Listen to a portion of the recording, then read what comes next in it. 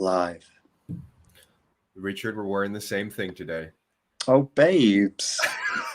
You got a farmer stand too? I got a farmer stand. Fucking ridiculous. I didn't bring the car here this time because I was like, fitness, let's walk. My laptop's on. Can you hear that? Turn it off. Yes. No, I'm just going to let that roll for the next 2 hours until we both go completely batshit crazy. 1 second, please. BRB.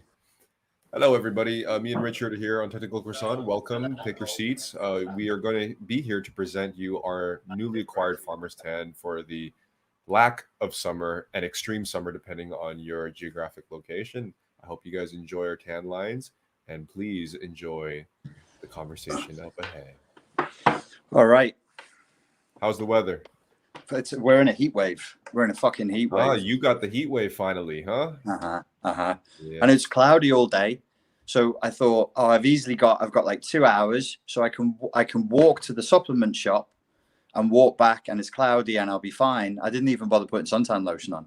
And then I put my foot outside and it just went, "Here's the sun, motherfucker!" Yep. It started roasting me. No, that's exactly how it happens. I remember I think it was either 2 days ago or something. I brought a small windbreaker just in case, a tiny thin windbreaker. And I usually do a hoodie because I'm like, the weather changes so quickly. When I bring the thinnest thing that I have, it drops it like super low, like 17 degrees at night or 16. And I'm like, okay, thank you. I appreciate that. Thank you for freezing me. That's lovely. Thank you. Yes. Thank you. I'm hearing like crazy heat waves all over the world, like record highs, just random places. And then places like this, we got a tornado, dude. I don't know if I told you about that. No. I didn't tell you about that. Oh, shit. No. 2 weeks ago, a week and a half ago, it would actually made international news. Like the Czech Republic made international news. Like crazy. A fucking tornado hit a village, maybe like a little bit east from here, and just demolished a village or two, man. And the last time that happened was like 100 years ago or something. Shit.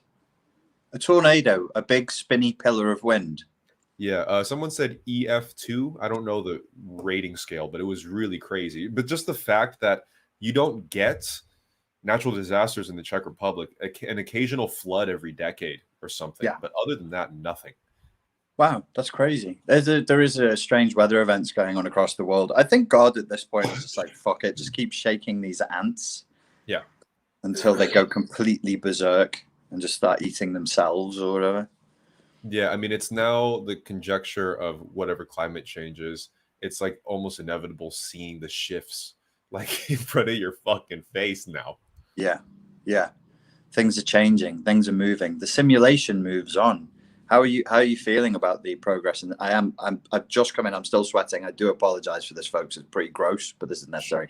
Yeah, should I take over while you're wiping the drip? Got all that drip. I got the nasal drip, dude. Really?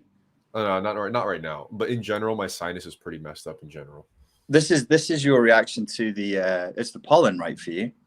Yes, but right now I think it's okay. It just happens like extremely hard for a week, and then it's completely over.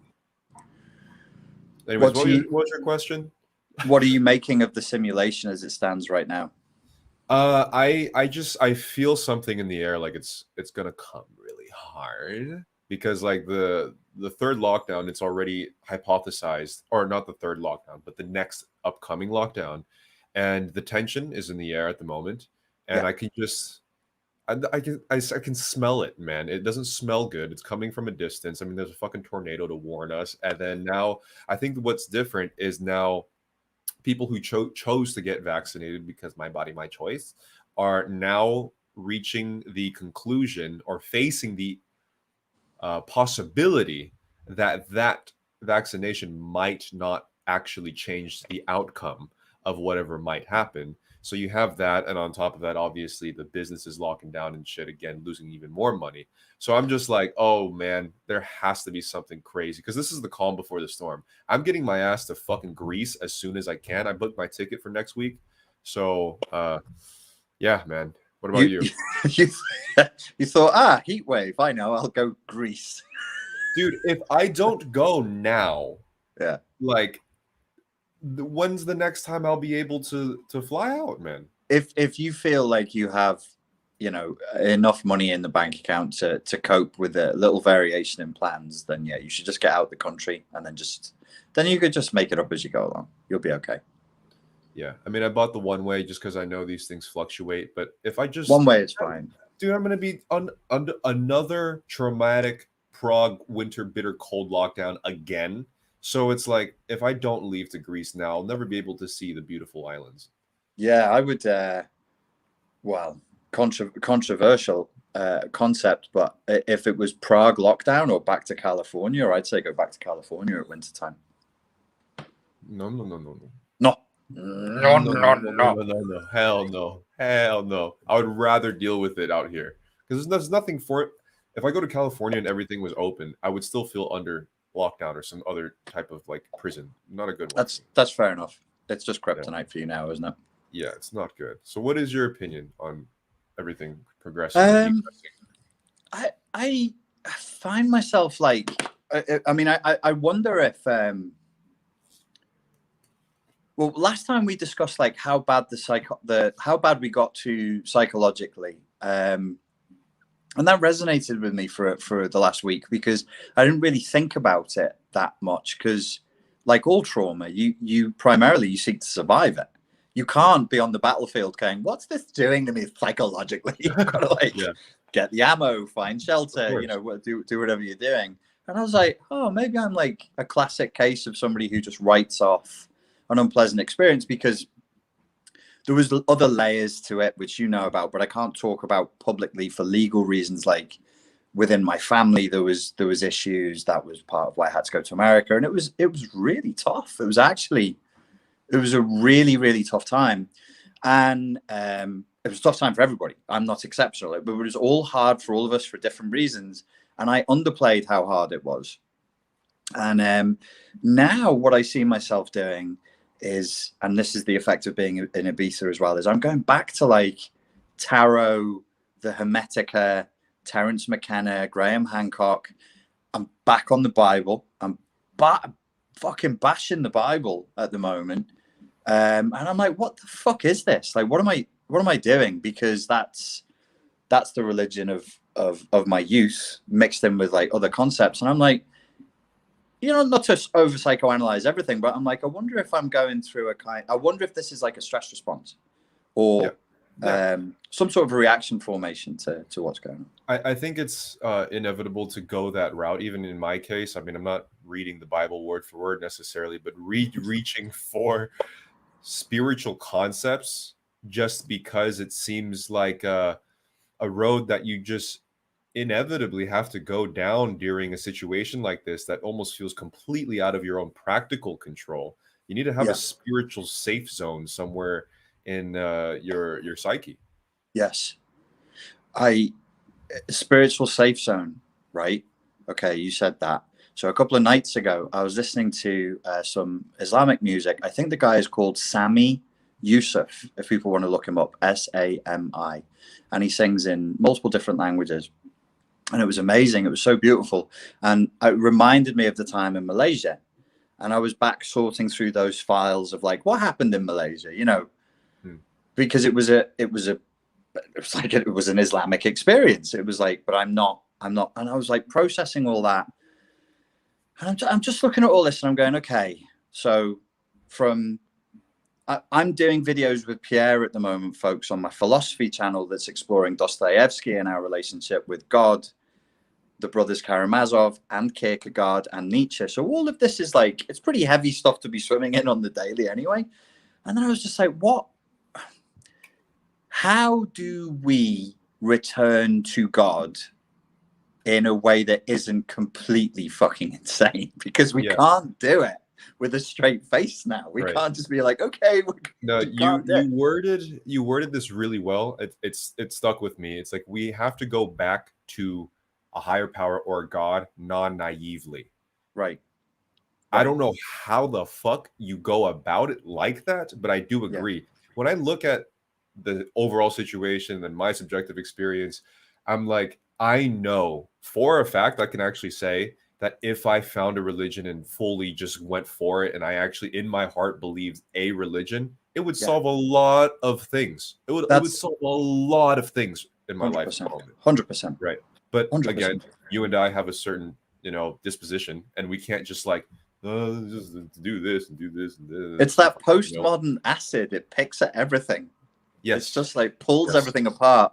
And then Yes. you can't have anything. There's on the TikTok experience, I'm following #native TikTok, and some of that stuff is really funny and it's really, really good. But somehow, I don't know whether like YouTube picked it up, but they started spontaneously, automatically showing me videos of Native American elders. And anybody can watch this. If you look at Navajo Wisdom Teachings as a channel, and there's another channel that I can't remember the name of. There's tons of elders being interviewed and talking about like, what's the nature of masculine and feminine? What's the nature of reality? What should our relationship be like to the world? And there's this sort of like this integration of ideas that, what did you just say that was exactly it? It was something like, our lives would be easier if we had reverence. Our lives would be easier. So in the Navajo elder, he was saying everything is a Thanksgiving. The morning ritual is a Thanksgiving. The sweat lodge is a Thanksgiving. When we go here and we talk to another clan, that's and it's like, fuck. So if you're actually grateful and appreciative because it's Mother Earth, Father Sky, they give you what you need to live. And then you have your responsibilities that are allocated to you. And everything has its place. Everything is in its location. But you must have a certain level of naivety to drink this medicine. You know what it is too? I think what makes it so complicated is the modern West. That it's a constant reminder of the lack of God. So how do you fully embrace a higher power, a spiritual way of living in a world that consistently bombards you with giant dicks? You know what I mean? It's porn everywhere. It's like, how do you just, okay, if we look at maybe what you were talking about, native living in that case, obviously nature is really dangerous, and there's certain things that you have to deal with, but they are grounded in their everyday life in another way, and they're not consistently reminded of complete moral debauchery. Yeah, there's very little moral debauchery in nature. In fact, you could say there's none. Like it how is what it is. Yeah. How do you? And this is where I've been back at the Bible again. Is the story of Adam and Eve, and I'm like, this is not what we all think it is, and there's something really here. I just can't quite unlock it, but it's something to do with that, which is that in nature there is no moral debauchery. A cat is not capable of moral debauchery. It walks around naked. It eats what it finds. It shits in the dirt. And it like what can it do that's moral debauchery? It's literally incapable of it. So why are humans capable of moral debauchery? What makes us different as an animal that means that we even can sin? Because a dog can't sin, a tiger can't sin, an alligator, but a human can. So that we're different. Yeah, it would be the perceived notion of conscious free will, whatever you want to consider that. Which is exactly what the story of Adam and Eve is. It's you were given free will. What did you do with it? You did something naughty, didn't you? Right. And then in that naughty doing this, you created an evolution. You jumped forward in a way that perhaps was painful. Have you seen the Hieronymus Bosch painting? It's a triptych, which means it's 3 stages, and the last one is it's hell on earth. Have you seen that? And there's like birds popping out of people's butts and like compasses and what do you call temperature gaugers? I don't forgot what it's called. It's stabbing in people's eyes and shit. It's crazy. Thermometers. Yeah, thermometers. That's it. We were made to study that at school by one of the funniest teachers I had at school. He was an ultra depressed dude with this big Nietzschean walrus style mustache. And no, we spent weeks on Hieronymus Bosch. It's an amazing, incredibly modern looking. actually. If I yeah, exactly, I love it because it's super modern looking. It's super Yeah. surreal. It was basically Dali in like what, the 1400s, something way It's a before. very, very long time ago. Yeah. I mean, I wonder, somebody in the comments tell us, I've got a feeling it might be pre-Fire of London, Yeah. but I don't know whether it's post or pre-Black, the You know Black what's funny? Death. I was gonna type in Hieronymus Bosch in the chat, but I have no idea how to spell that. But Good fucking luck. if you guys can attempt to type in Hieronymus Bosch and look at the triptych, it's Yeah. so, to put it simply, it's 3 stages of human evolution that he predicts in a very dreamlike, surreal painting style. One's the Garden of Eden. It's really underpopulated. You see Adam and Eve, and you see like animals prancing around. The second one is like a little more utopian. There's a bit more people, more animals. And the third one represents the implementation of technological progress, and it's fucking hell on earth. Yeah. Thermometers up the butt, dude. Yeah. And in the garden there was flowers out the butt. He was very butt focused. Yeah. That's where all the fun is, man. Yeah, well, it made me wonder, like, because we have this view of sexuality that, like, the further back in time you go, like, the more conservative it is. But obviously, that's clearly not true.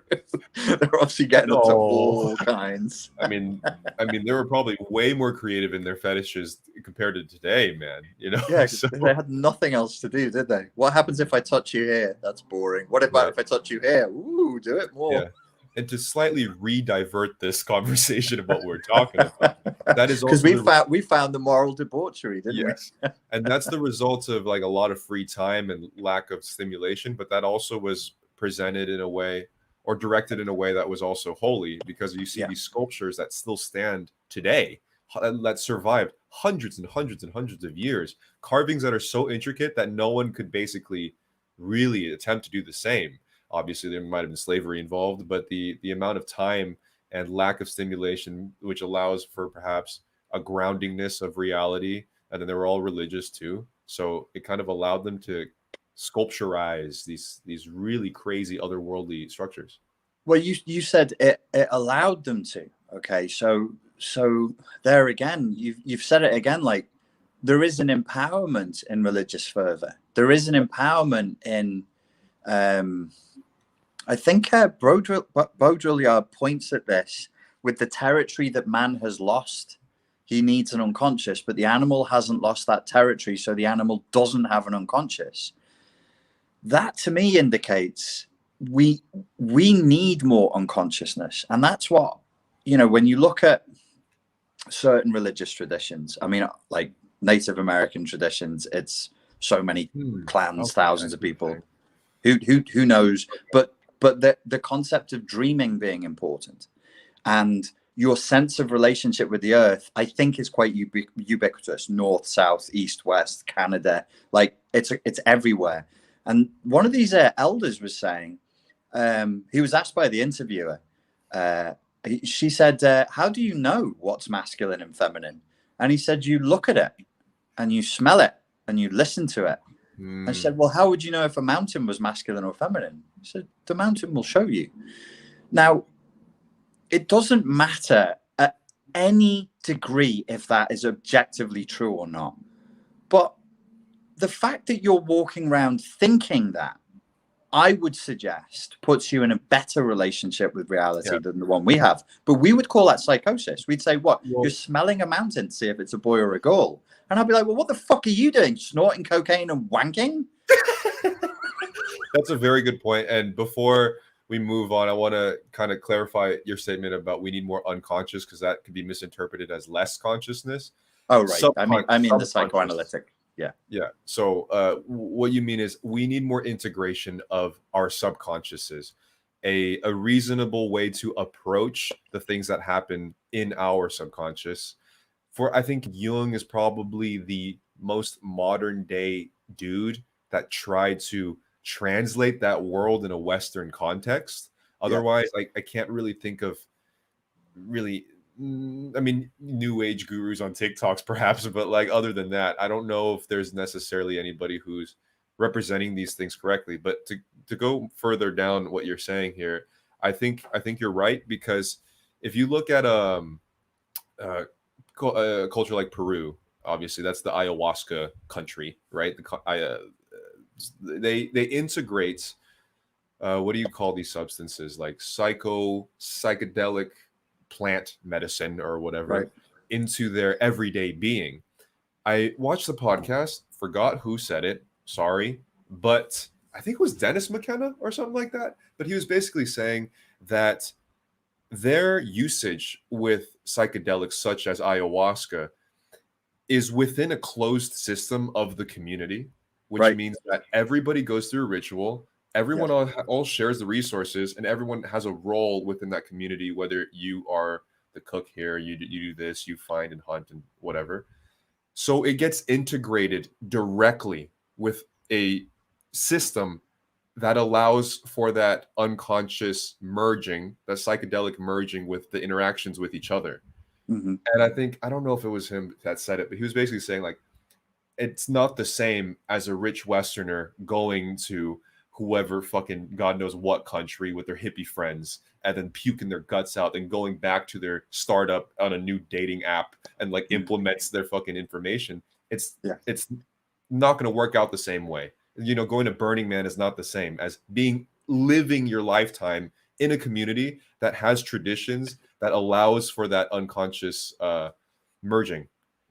That's really sad and true. I think it's 100% true. I think it's 100% right. But think how sad that is. We're so toxically individualistic that we can't actually even conceptualize the way in which a community would consume ayahuasca. We have no fucking software for that. None. It's gone. We broke it. Yeah. Our version is like Burning Man, and that's just hedonism. Yeah, and highly sexualized, Right. highly Right. sexualized, and like drugs, but not with. I think the big difference between, I think the big thing that we lost, because fetishizing God is really not my thing. It really isn't. Fetishizing prophets is absolutely secondary to me, which is one of the reasons why even when I was asked, I was like, I can't convert to Islam. I can't do that. But so God is, to me, is incidental. It's incidental. The prophets is not a thing for me. The big thing is reverence for life. Do you hold life in reverence or in contempt? And most people, if you look around, hold life in contempt. They don't mean to. They've never made a conscious decision to do it. It's just a life contemptuous lifestyle that we have. Right. It's a, right. We have no fucking reverence for life. And because it's the Nietzsche thing of killing God, we've put ourselves in God's place. It's pure narcissism. And you look and you go, but you didn't create any of this. Calm the fuck down. You'll be dust in a minute, in a fucking minute. Just sit still long enough and you'll be dust. Calm the fuck down. But I think it's almost like the inevitability is if you slide the stopper called God off the top of the bottle, all the shit just fizzes out. It just goes, right, we're in charge and we're miserable because we didn't get the purple Lamborghini we were hoping for. Right. Yes. And I think the reason, one of the reasons why I hypothesized to be, this is why the things, the caffeine. This is why I think that these are fucking shit. I'm just going to say it. Okay. So you have the modern Western consumer capitalist world, and then you have these tribes in Peru and ayahuasca, and maybe some other types of cultures that I can't really name specifically. But there's constantly feedback within that tribe from your community to let you know your place. And you really have to earn your place as an elder or somebody that actually has to be listened to. So you're all the messaging that you're getting is a lot less stimulation than scrolling down on TikTok. It's maybe coming from a tangible amount of things that allows you to feel in touch physically that ends up being mentally with everything around you. And it's usually not overwhelming. And you kind of have a clear identity in that route. But now there's too many messages, and the messages are coming from fucking psychos with no grounding, and a lot of it is boundary breaking, to use your words, and it also has no moral foundation or any foundation whatsoever.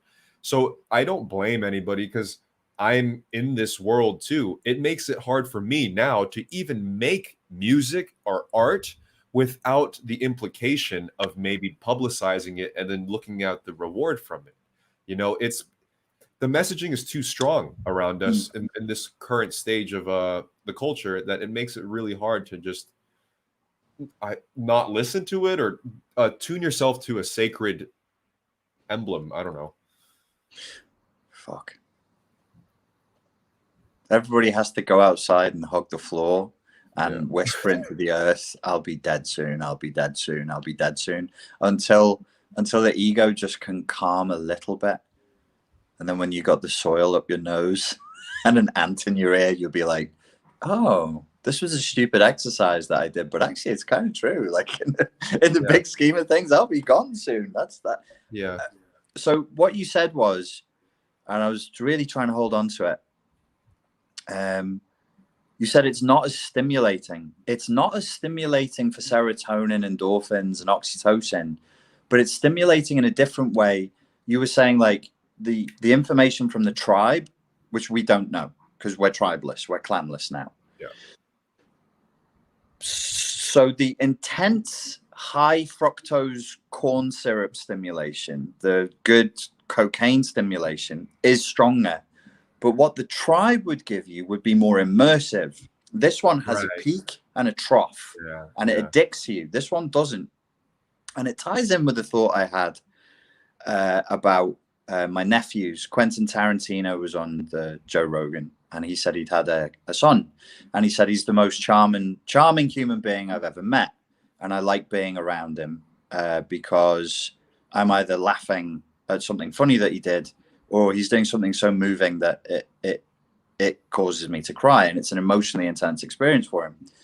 And I thought, that's interesting. And then I thought about being seen and validated. Like if you have a hero or like a rock star that you love, and they see you and they recognize you, or like maybe I saw that guy from trigonometry and I spoke to Francis in there, and I'm like, oh look, they saw me. You know, I saw Francis here, and then I spoke to Constantine.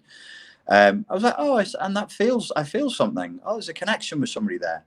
That whole thing, when I speak to my nephews who are babies, they still shit themselves sometimes. When they recognize me, I feel the same thing. It's like being recognized by a celebrity. Right.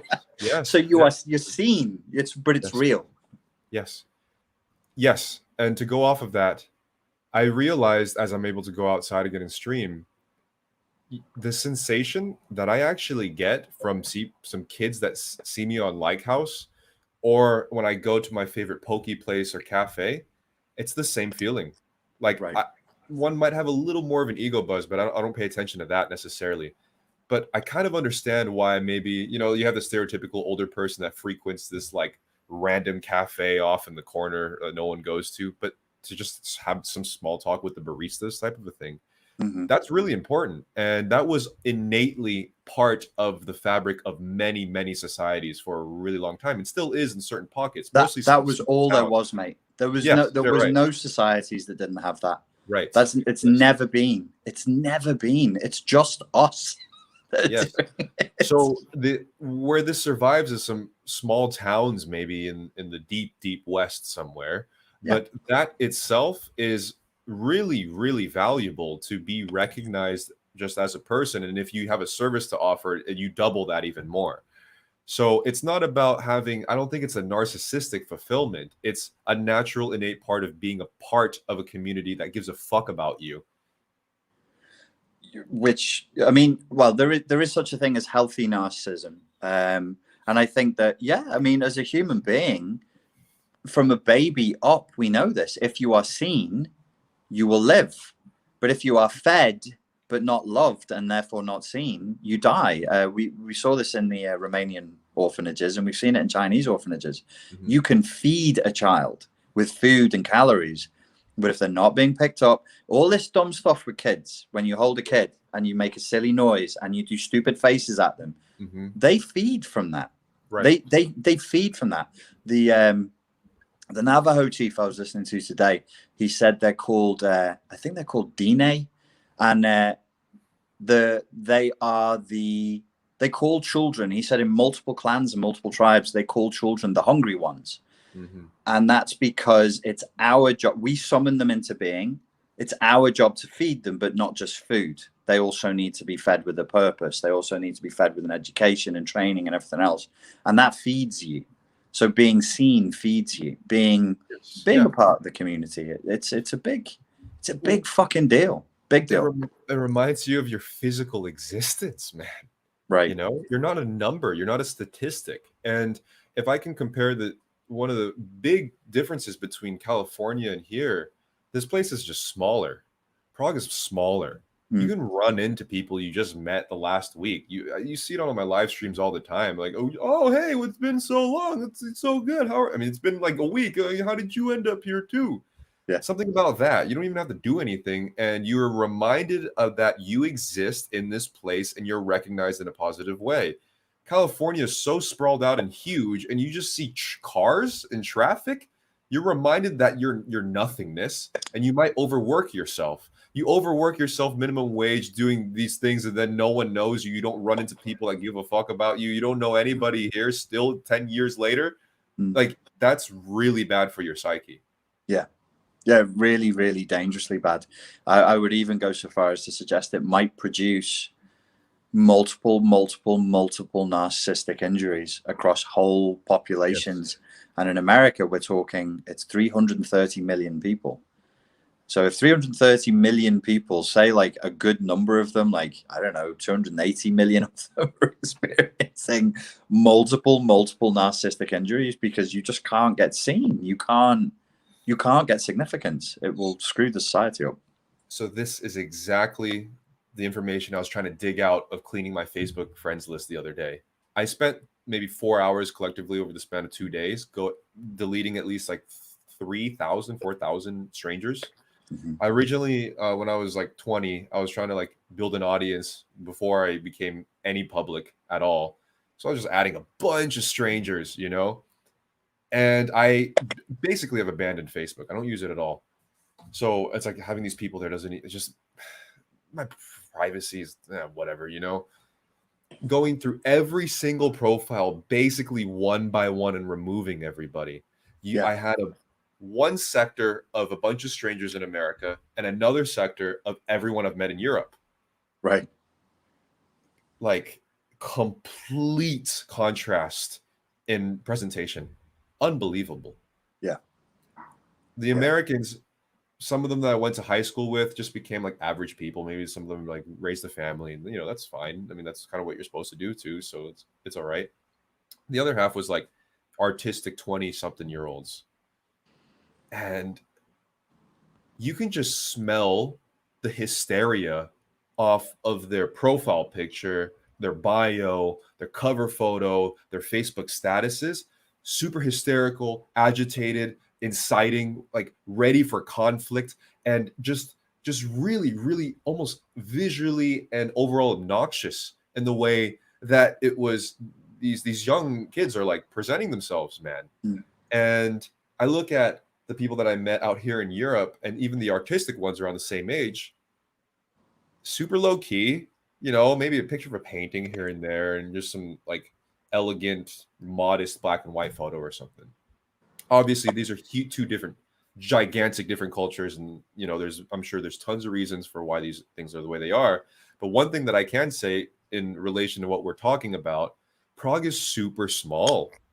These people get seen by their friends. They can go to art galleries and walk there in 10 minutes. They're actually accepted to be shown in art galleries or go to concerts. Bands can easily pick up a show and play gigs here. They introduce their friends, and everyone's there, and everyone's too busy in there to be yelling on the internet. Here in America, it's like there's Michigan and Nebraska, and like, you know, they don't have a tribe or community. They can't exactly like meet up with a tram or public transport. So they have to find an online community, and they share the political beliefs. So then they have to scream it. And that's how they find their place there. And, you know, super different way of approaching life. That's really interesting. Really, really interesting. It's making me think like, well, maybe we've missed a trick here maybe we've just missed what's right in front of our eyes. Maybe the whole thing is really simple. If you say to a culture, the most important thing is to be famous and to be seen, and you will never get this. Okay. You're basically just setting up the whole culture for massive dissatisfaction and rage. Yes. They'll be fucking furious because, how long have you, if you're trying to paint a wall, and I've said to you, you're in my prison, and I'm a prison guard, and I'm an asshole, and I tell you to paint the wall, and you're not allowed to eat until it's all done, and then I come over and I just knock the paintbrush out of your hand, and you're getting hungrier and hungrier. Eventually, you're going to be pretty fucking cranky because you're trying to do the thing that I told you to do. Meanwhile, I'm stopping you from doing the thing. And in the background, you're just hungrier and hungrier and hungrier. Yeah, you'll get fucking mad like that. Yes. I think that's a big point that you just brought up. Everyone needs to be seen, maybe just locally at a smaller level. You only need 50 people to see. Yes. I mean, but you probably, fucking hell.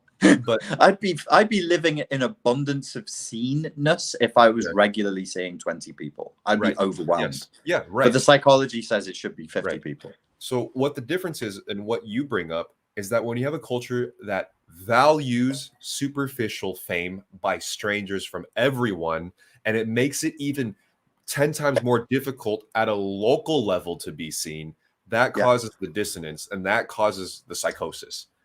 Right. Is there a case for saying that we've managed to convince people that local level seenness is meaningless? Yes.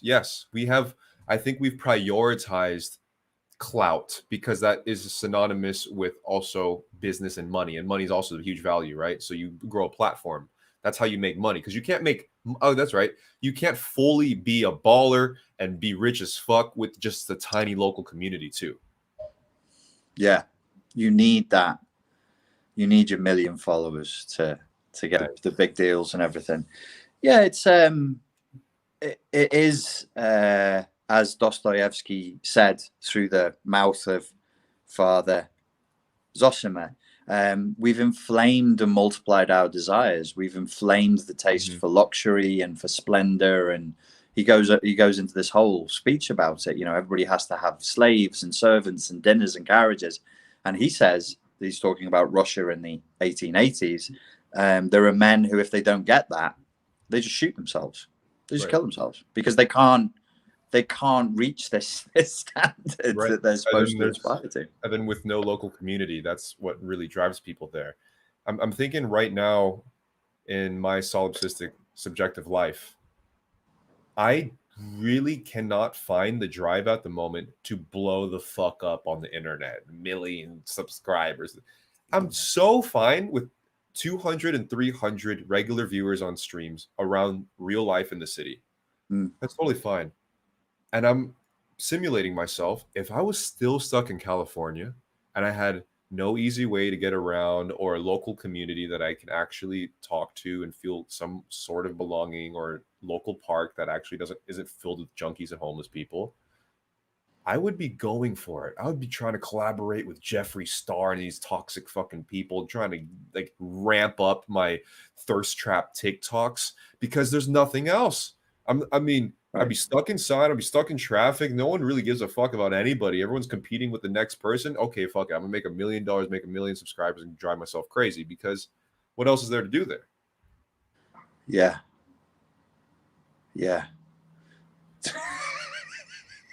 He said that the Native American elder, he said, this is what the white brother brought to our country. And he says it like that. He's not even being mean. He's like, this is what white brother brought. Yeah.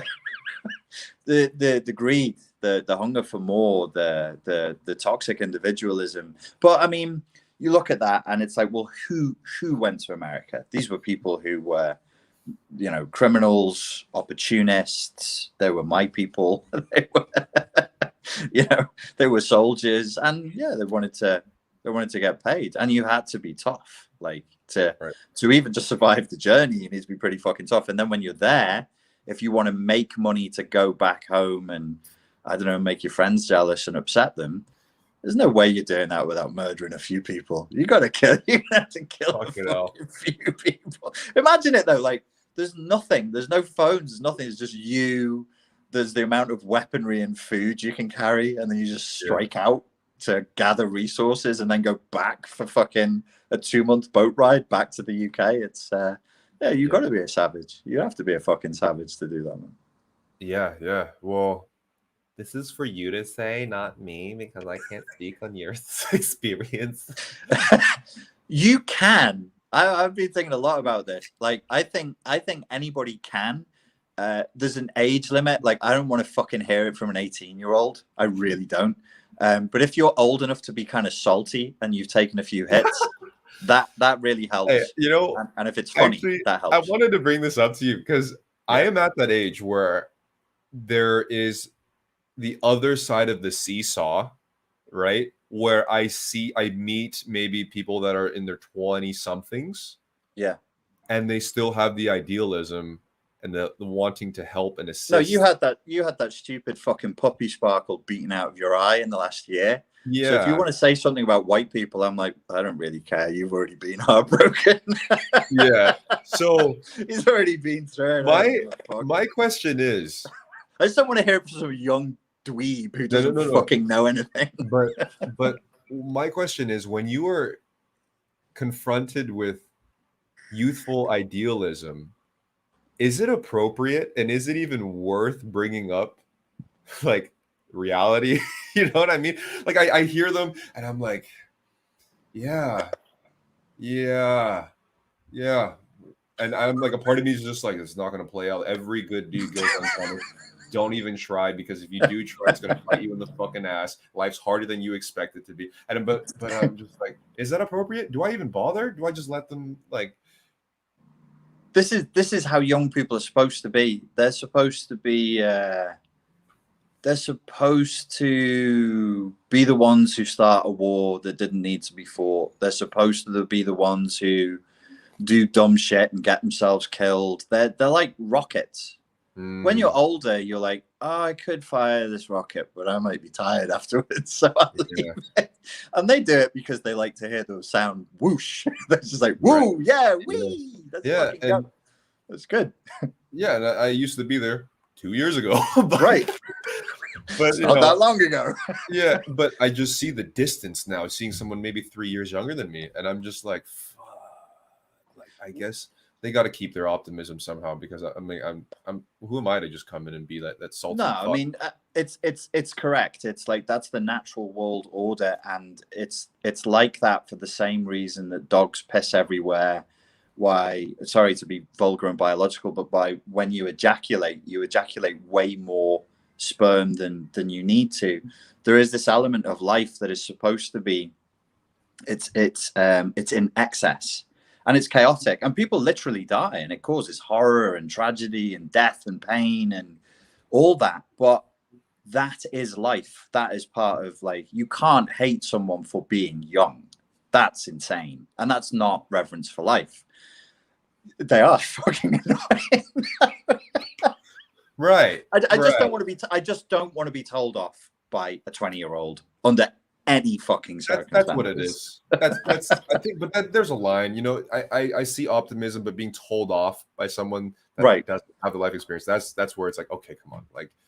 You know. I don't know if this is on your mind for the same reason it is mine. So I posted for people watching. I posted a TikTok that was from native TikTok of a guy telling a joke about how he took medicine with his white friend. And his white friend starts freaking out and going, demons, there's demons everywhere. And he goes, they're not demons. They're just your ancestors and they're pieces of shit.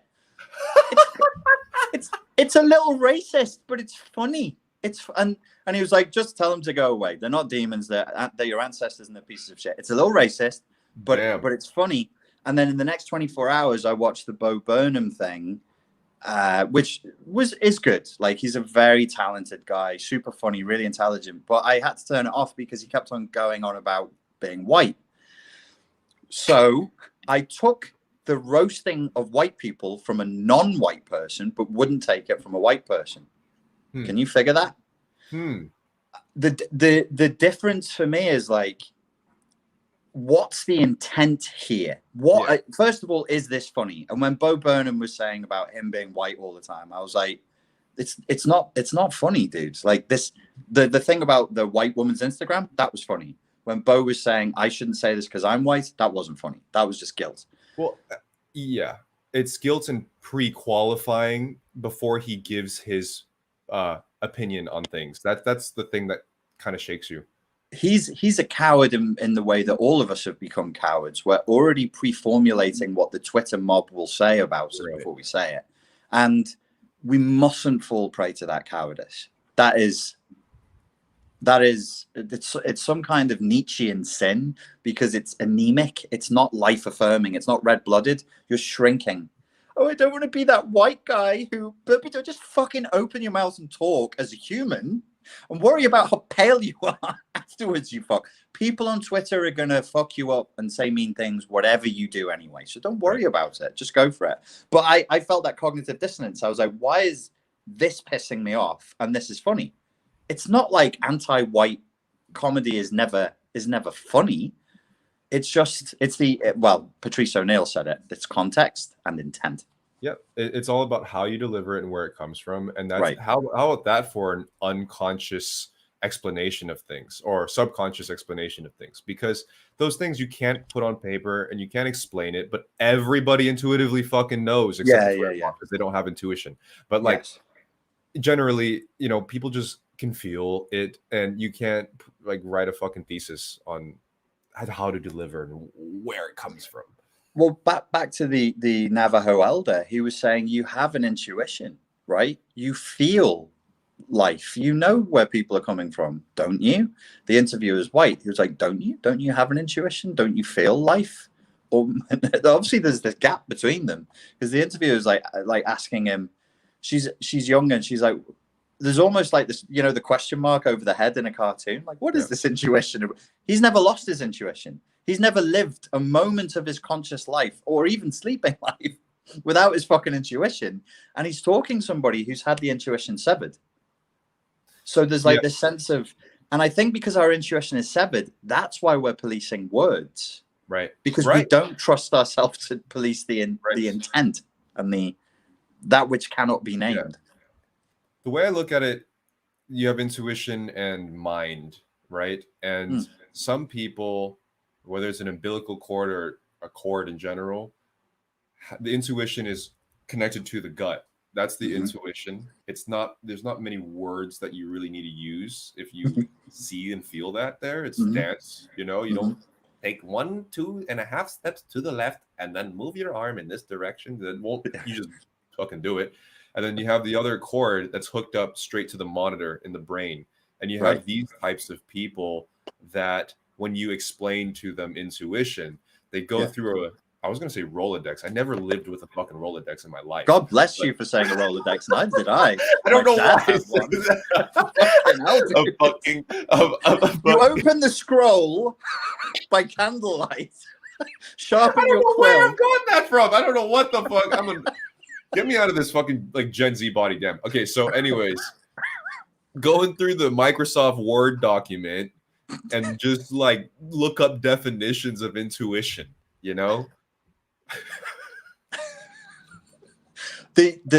I just thought I don't want to go off on the whole race thing, but whilst it's in my head, interpersonal trust is very dependent on intuition, and you can see our break with intuition because we don't trust each other anymore.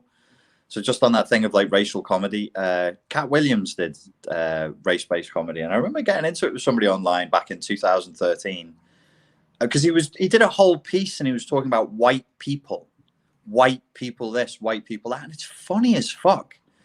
And some white guys in the comments are getting really upset, and I was like, well, why are you even watching this video? You either trust him or you don't. If you don't trust him and you think he's speaking in bad faith, just ignore it. Just be like, that fucking guy's a racist who hates white people. Okay, so this is what happened. And this is like, I think maybe a branding marketing thing, or it's an end of the world thing maybe. But white people jokes are now so synonymous with abusive bullying woke culture that they have oversaturated white people jokes or just that type of world that the modern association with even a joke in good faith is almost unrecognizable now because it's so intertwined with the branding of bullying woke culture. That's such a shame. That's such a shame. And that if what you've just said has become true for more than 80% of the population, we are dumber for it. We are now more stupid for that. One of the clips, again, I'm absolutely not going to go off on this, but Robin Williams giving an award to Richard Pryor and makes black jokes. It is funny. But the context is they're friends, and Robin Williams is a really high-level comedian. If we lose the ability to do that because it's just maybe this is the point of fucking politicizing everything. Yeah, Yuri Bezmenov thing. Maybe it just makes you stupid. Because if you have no nuance and you have no soul and no discriminatory gap where you can be like, that's a funny joke about an identified group, but it has no malice. If you politicize it, it kind of strips the intelligence from things, doesn't it? Yes, and it also poisons the good intentioned soul. Yes. Like in the last few weeks, I've met a few new people, and let's just say one of them I really like them. And there is a certain, I don't know, whether affection or connection that is beyond political. But anything political comes up, there is disagreement there inherently. We can feel the tension, like something the stomach, both of us are just, But when we don't talk about it, the harmony is all there. Right. And that poisons the well. If we didn't have this over-politicized, hyper-politicized culture right now, it would be a lot easier to get along with everybody because you would have to find ways that you harmonize with people without these viewpoints. And the viewpoints are such tightly knitted fucking pinpoints that if you're even a little bit outside, it's already deharmonizing. Yeah, that's a real problem. That the lack of scope for flexibility. Like, you literally can't be friends with a Republican. That's just not. And I'm just like, really? You just, what is that the world we want to live in? What are we going to do? Segregation? I watched the video. I was cleaning up my website today, and I watched the video that I shot in at UCLA in 2019. And I'll send you a link. It's so weirdly predictive of the shit that we ended up going through after that. But one of the things that I raised in that was around this issue of trust and interpersonal trust and having an understanding of where we're coming from. And I said something, and then I heard Professor Dutton say it on YouTube, and I checked it because sometimes I read research and I forget. And I was like, is that true? You know that more intelligent people trust more? You would think, yeah, because it's counterintuitive. I'd be like, oh, I thought more intelligent people would trust less. Actually, stupid people trust less. Stupid people are less trusting. And if you think about it, it's almost like a computer processing issue. They don't have the RAM left to make assessments. This is some nuanced situation. I don't know your culture. I don't know you. So I see. Just don't trust them. That's where the prejudice comes in.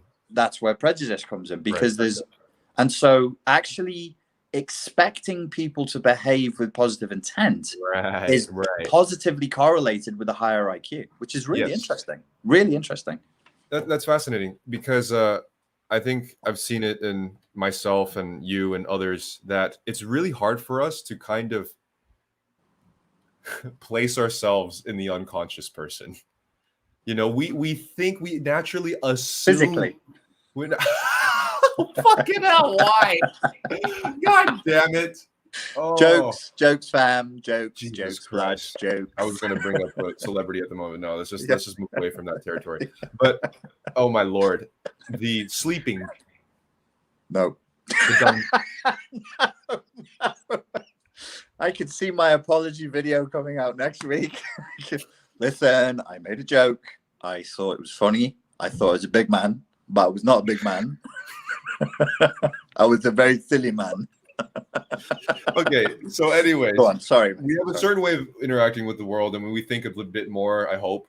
And when you see certain YouTube comment people that interact with you, you just automatically project like, how come you don't attain the level of politeness and empathy that I can rationalize in this predicament? Like some people just have a different operating system. Yes. Yes, and I think for some people the operating system is really damaged. It's had coffee spilt on it or something. Speaking of the level of distrust and this territory here, as we're going on this conversation, you're breaking all of this down, and the rebranding of like why white people jokes are bad, even if they are coming from a good place, because the woke mob rebranded the fucking thing to be like every single one is actually a bullying tactic sort of a thing. Yeah. The amount of dirty looks that I get in this city has fucking like quadrupled. Like it's crazy. And when I'm walking with people and friends, I've never had anybody walk with me and they go, what was that? Why did he say that? Or why did he look like, and they're shocked. Like they've never seen that. That's never been done to them or anybody. Yeah. And a part of me is like, holy fuck, something really shifted after lockdown. Before Prague, I was like box braids, red blazer, like just running around, everyone's open to me and really warm and like whoa, fascinating. Who are you? What is your name? Where are you from? Now it's like really tired. And I don't want to worry you, mate, but Douglas Murray has pointed out a number of times that witch hunts typically occur after a famine or a plague. Yes, so I have my boxing skills in line and my airsoft. Have your running away skills in line, please? You mean my electric unicycle is in? I'm prepared. And just get some gas and spray them as you run. Yeah. And I think the tension that I feel is not only just physical look, it's the air and tension of distrust. There is a really big resurgence of distrust, and it's obviously foreigners and people that look different are usually the first to be outed, and depending on what's the majority of the community. So, and I also thought like, whatever the fuck happened last year with all the protests, all the American problems, the identity politics that just fucking flooded the zone of every other country in the world. Thanks, guys. We're all living in America. Instead of helping, I was even a part of the fucking problem too. But instead of helping, it's made people that might be different, like me, live a more tension-filled fucking life, because in their perspective, and the majority of the place that I'm in, they associate me being the person who just leaked all of this identity politics and all this other fucking bullying nonsense, that they are now distrusting and unconsciously of someone that looks like me or anybody like me. Yes, I mean, if they knew what a right-wing Republican you really were, they would be like, "Hey, brother, we're going to talk about that publicly." I wouldn't go as far as saying a right-winger. He's got a MAGA hat under the desk, but I've been in that fucking room. There's a big red MAGA hat there. This is what I jerk off with, dude. Yeah, and it's my jerk off hat. Right. So I'm just like, man, I'm not even woke as fuck. I'm not even a right winger, but I get the brunt end of both fucking sides. Fuck this. Yes. Because you would be the symbol of wokeness visually, but you're the betrayer of wokeness to people who know that you challenge that whole ideology. It's a major betrayal for them as far as they're concerned. Yeah, for sure. For sure. And it's just a real shame that I thought maybe this stuff can be contained in the internet bubble, but it's really because people were under lockdown like crazy here. So then what are they going to do? They go on the internet. So then when you go on the internet, what are you going to fucking find? And you see that, 7 hours a fucking day? Like, obviously, it's going to unconsciously program people to believe certain things. There is that, and I think when you get out of Prague, you will realize you'll see, because you're normalized to Prague. It's a very homogenous culture. It's very white. It's a super white place. Yes. You've got your assumed level of how many sort of non-white people you would see, and you're walking around going, "Oh, this is like a multicultural sort of a city." But I think if you check out another couple of cities, and then go back to Prague, you'll be like, "Oh, actually, I see why I stand out." Like, Well, here. I understand completely. It's a super, super homogenous society. I'm not blind to that. But what was interesting before was that my diversity or exoticness or weirdness was appreciated because it was so homogenous. When everything's going well and people are Yes. making money and tourists are here, you represent like foreign money. Right. You Right. could bring people. It's now. It's so sad to see the way Prague has gone. So sad to see, because you could, like we were saying at the beginning of the year, I saw I walked into a fight in Prague, and I'm like, you don't see fights in Prague. I was walking around outside my house, and those boys were like, I had my headphones in because I'm a self-protection instructor and I'm really clever. And yeah, these boys are like smacking each other in the streets. I was like, what the fuck is this? It's going to move in this direction all over the world. People have been, I've said about it here. Russell Brand did that video about it. It's tense, man. It's tense. People are under a lot of strain right now. Where do you think this will go, man? A part of me is kind of hoping for a collapse, because we would lose economically, but we might win spiritually. And I don't think a collapse like Walking Dead dystopia. I don't think that's going to happen. But we may see. I mean, I sent you that Dan Pena video from TikTok the other day. Dan Pena is predicting a black swan event at the moment. Mm-hmm. And he was saying, because Russia, that Russia had a little go at a British vessel outside Ukraine. British boat. I don't, maybe not. They dropped bombs in front of I think she's the HMS Destroyer, and then was on social media going, "We dropped bombs next to the HMS Destroyer to get them to move." And the British response was, "No, you didn't. Didn't happen. Didn't do it to us." They just pretended to ignore it. And a lot of people were saying this could be the first step in, a chessboard move that leads to all-out war. So war is a possibility, and another financial collapse that would be perhaps a little bit more severe than the last one. But what about locally in terms of social interaction and I honestly, again, I don't want to sound perverse or like I'm trying to be controversial for the sake of it. It's not gratuitous. I actually think if there was a war, now hear me very clearly, a war is always bad. It's always tragic and leads to suffering in so many ways that it's impossible to track and to qualify. You can neither quantify the suffering, nor can you qualify the suffering in war. But people would be relieved. People would be enormously relieved if there was a war. Because they have been edged to the point of pain. We feel like there should be one. I mean, like, we're just bears in a cage, just getting poked and poked and poked and poked, like those poor. What it is that there is, it's not, I don't think it's specifically war that people want. They want release, whatever that might be. Oh yeah, nobody wants war. Nobody fucking wants war, but they want something. Yeah, they would like. I think people would find release in a tangible threat. I think a lot of the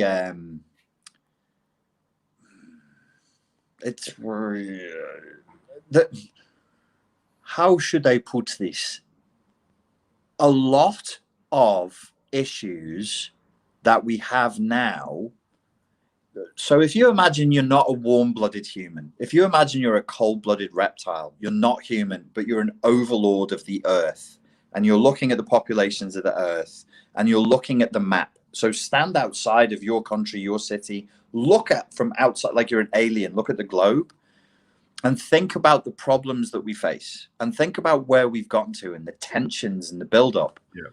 And then just think about how war not nuclear, if it was non-nuclear, but war would actually solve an awful lot of them. A lot of tensions. There are economic issues, and there are people issues. There are population issues that we face. There are class issues that we face. There are medical, there's so many issues that we face that could be reorganized behind the veneer of war.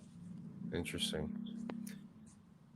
So obviously, I'm a peace-loving hippie, but what seems like is happening is most of the modern society has been edged and poked in a cage for so fucking long that either if there's no war, they will destroy themselves in their own way through their own inner war, whatever it might be, or there is a tangible release that ends up being actual war.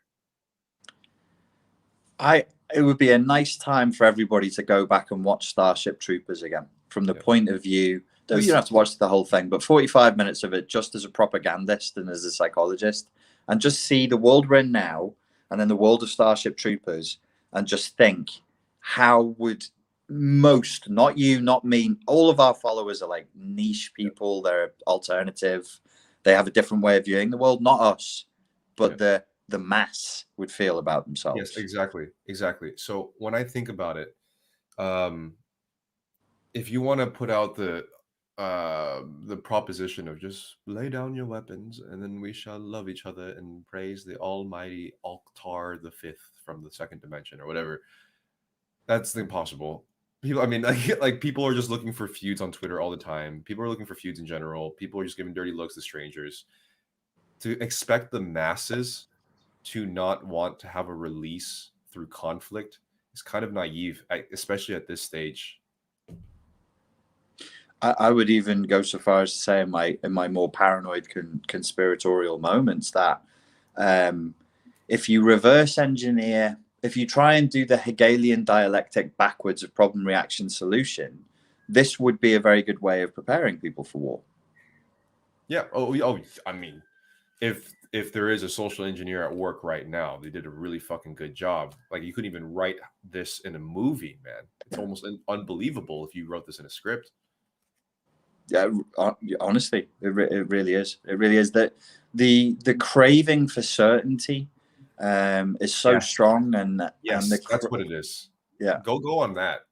Like, yeah, I just think there's so much that's uncertain at the moment, and that was why I was very skeptical with the UFO things, because I was like, well, my he wasn't like anything big in it, but my father worked in intelligence when he was younger, and one of his best friends it doesn't matter, but one of his best friends went on to actually run MI5. I never met him my whole life until 3 months ago at a funeral. I sat there and ate a cheese sandwich with this dude. He's not some insider who knows or nothing like that. He was a translator. Like, he would listen to Russian pilots and he could speak Russian, so he would translate what they were saying. That's it.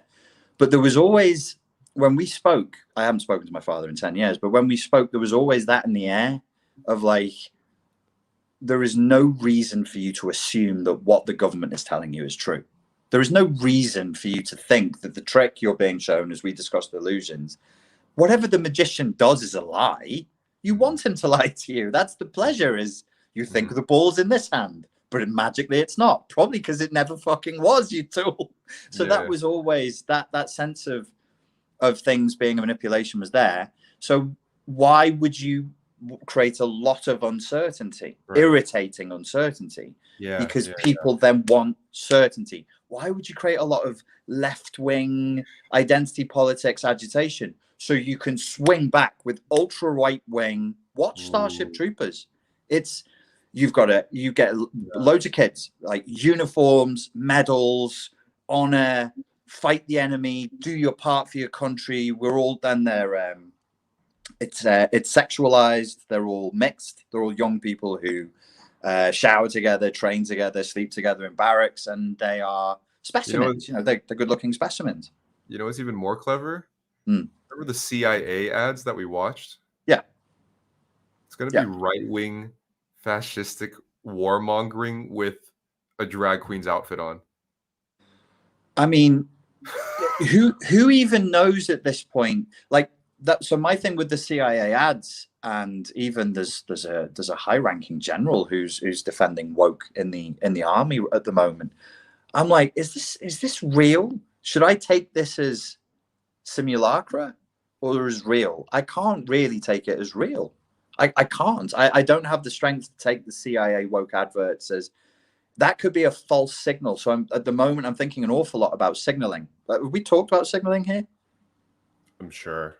Probably. Like, it's a thing from biology. Everybody look it up. Put into Wikipedia. There's a nice little article there. It's a 5-minute read. Biology and signaling. And between nations and armies, you signal. But if I'm a deer and I am a buck and I want to mate, I might send out the signal that my sperm is slightly better than it is so that I get with a better female partner. In the animal kingdom, there is such a thing as false signaling. The woke stuff could all be false signaling. It could all be. Oh, I see. Your jab is. Oh, dude, your jab is fire. Oh, yeah, I hope you don't hit me with that left jab again. It's the Sun Tzu thing, right? Can you repeat? Because I'll stutter it. Go on. Appear weak when you were strong, and appear strong when you were weak, type of a thing. There's tons of things like that Sun Tzu would say, and I think there's no reason for us to assume that any of these signals are sincere. There's no reason. I'm not trying to send people paranoid I see what you're saying, though. I see what you're saying. Just don't assume it's sincere. Yeah, it's crazy at this point to do that. Yeah, in a long-term game of 5D chess, I would probably pretend like I couldn't walk, and then when somebody comes up to me, it's like, "What you hear?" Exactly. That's what you do. That's how it is. That's how, when I used to do that for a job, you've seen me limp around. Like, sometimes I'll make the limp worse than it really is because I don't always feel 100% secure. I'm not sure what the fuck is going on. Why should I give a sincere signal to somebody who might be trying to stick a knife in me? No, they'll get a deceptive signal from me, and then I'll do what I want to do. So I think that craving for certainty could be off the basis of a bunch of false signals. And this push to the left. Oh, we're sick of the left. We're sick of the woke. We're so sick of that. Now we have this. Oh, that's better. Oh, thank you. Oh, yeah, now I know where I am. Now I've got an ultra right-wing lifestyle that I can live, and I've got an enemy I can fight, and we've got right-wing nationalism. And do you remember when black, Hispanic, and white people used to hate each other? God, that was a crazy time. But now we are all just Americans. Isn't that better? God, that's better. Yeah, this is better. I'm not saying it is. I'm just. I mean, they can't pull out the 9/11 after outcome again. I think we're a little like aware. And that's the other thing that everybody needs to think of is like, don't just view it as an audience member. Think what you would do. If I want to, like, Russia and China, that's a serious fucking threat, man. Russia's no joke, militarily speaking. It's no fucking joke. You wouldn't. Honestly, I think this whole thing with Joe Biden is complete theater. It is total fucking theater. I don't think that the establishment has put this man forward as sincerely, naively, as a leader. You just gave me like a plot twist. I feel like I just watched the movie and I'm like, wow, that was in the beginning. Yeah, this is off the back of me saying like intelligent people are trusting. I think it just behooves us to consider the possibilities that are there. So if we zoom back out again, and we're not English, you're not American, we're like alien overlords, and we look at Earth, you can't. What's just happened in the last 2 years, year and a half, with the thing that we won't mention, you can't let that lie. You fucking can't. China's economy grew. China's economy grew.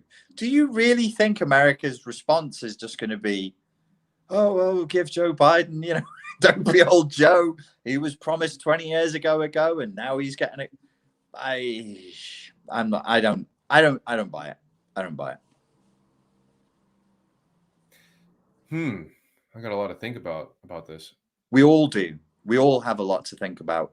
Yeah. Whatever you think has just happened, like we're all sort of going back to normal and everything's okay and whatever else. And I don't want to scare people because look, life on Earth has always been chaos and we are tough as fuck.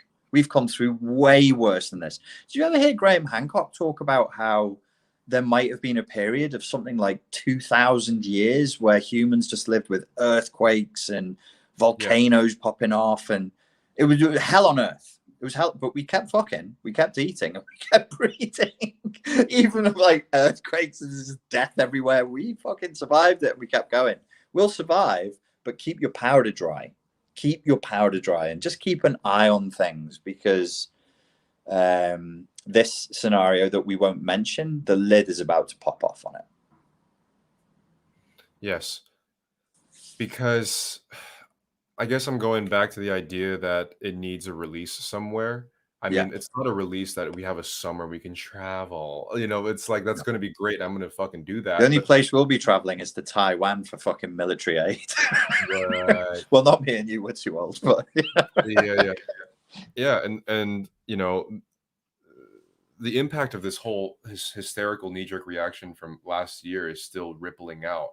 And obviously the few can still be able to travel and stuff, or maybe these people can't even afford to do it. They just can. They're just trying to now.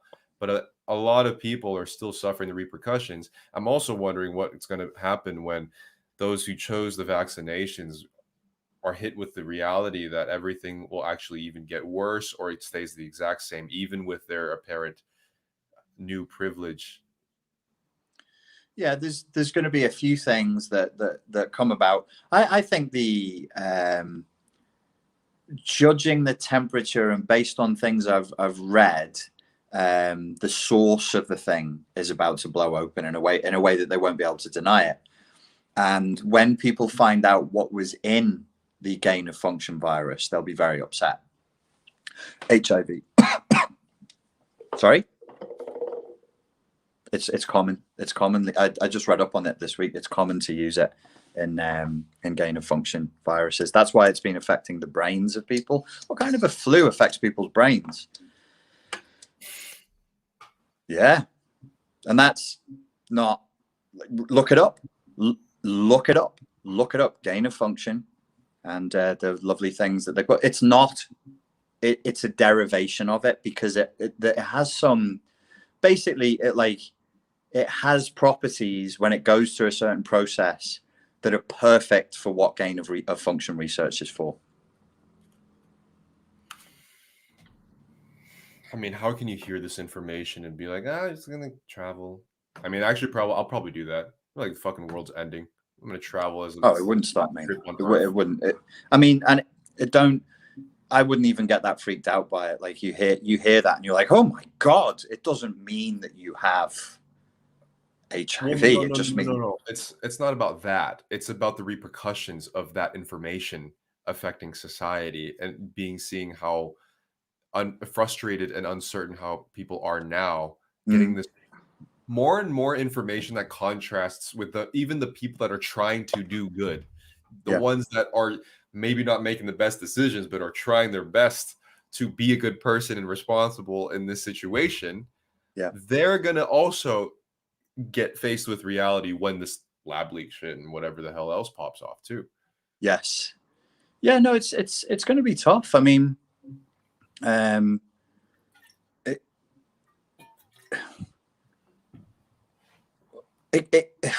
know that people are craving for certainty and stability, but if you look at the chessboard as it is now, when I see the people who are very, the very obedient people who are like cranky and they're like, just do as you're told. Yeah.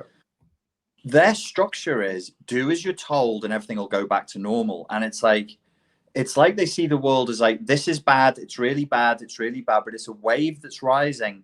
And if you just do as you're told, we'll go back to 2019. And I've been saying since day one, like, there's no coming back from this. Yeah. We've broken so many boundaries now. Right. And I have talked to people, I've been meeting new people, whether it be people that have, well, I don't want to put any specifics out there, let's just say that, but people that are a bit more, I don't know, pro-vaccine, they want to do the right thing. They're going to think that if they do the right thing, everything's going to go back to normal. And they ask if I'm going to get it or not or whatever. Or which one you're going to get. Yeah, or so shit like that. And then I ask, well, you think the third lockdown's coming? And then they're like, yeah, I read that there's a visible frustration that goes beyond, that breaks their own worldview and their own boundary. Like, I can visibly see the distrust and the distraughtness within their almost identity at times. Like, even they won't even deal with the cognitive dissonance at this point to just do as you're told. It's like the last straw. And in a way, I don't want anybody to suffer, but maybe it would lead to that Kierkegaardian despair, and that would be healthy. They would be like, "Oh, fuck!" I mean, it would be awful, and it would lead to a breakdown, but that's necessary for maturation and the facing of reality. And in my opinion, I would say they would have every right to be very, very angry. Very, very, very angry. And I think that's why I don't feel so smug, and I don't feel like I told you so. I feel empathize. I genuinely feel the fury that would come with that. Imagine you got fucking penetrated 3, 4, 5 times, booster shot for the next variation and this, and you can still catch it, and then they still put the lockdowns on. You can't fucking travel still. You still need to go through all these barriers to do basic, simple things, and then your dad's fucking bakery closed down, then your fucking grandpa died, and this, and this, and this, and then you're like, I wanted to do everything right, and I'm trying my best, but no, it's not enough. It's not enough. It's not enough. It's not enough.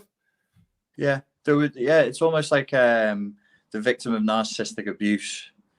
You know, they have their malignant optimism phase where they're like, "Oh, they love me really. Yeah, you know, he hits me sometimes, but that's because I trigger him. Yeah, she cheats on me with other guys, but that's because her father was." And there's just this like, and then eventually you hit that moment, you're like, "This motherfucker." Yeah, exactly, dude. Fuck. And then you lose it, and that's painful and it's heartbreaking, but it's really healthy. For the rest of us, like most of the people who follow this, who are watching this stream, we've actually got 650 people here right now, which is a lot. I think that's the most we've had in a while.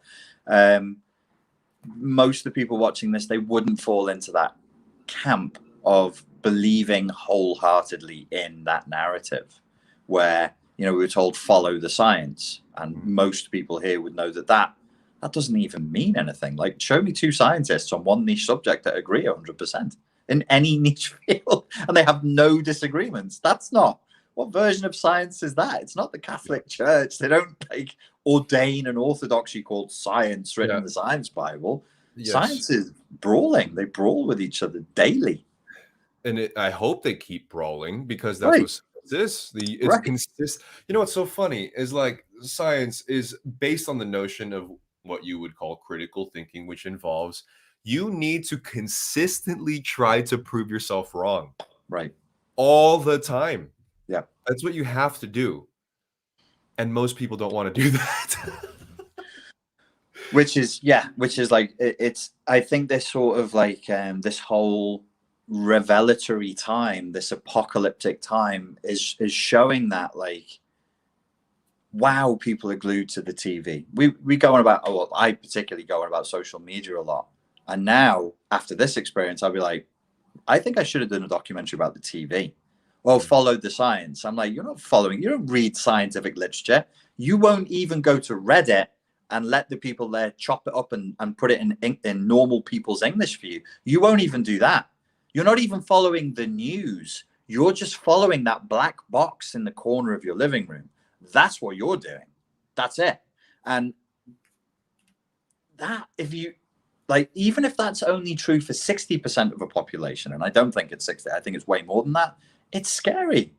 That means you put it on the news, somebody pops up on the TV, They have like a backdrop behind them, and they have a serious face and a suit on, and you change your life, and you're not even following the science. You're ignoring all the doctors and scientists who are telling you not to do this. You know what's clever? Wow. The quote, look at the numbers. They're rising. Right. First of all, I want to know, with any country out there, is there a set standard, an amount that if it goes lower, everything is okay? Do we have like 1,000 cases and lower, we're opening everything up? Because you can't just get rid of the numbers. And that's super clever. Okay, let's look at rates of car accidents or drug overdose. The numbers will always be there.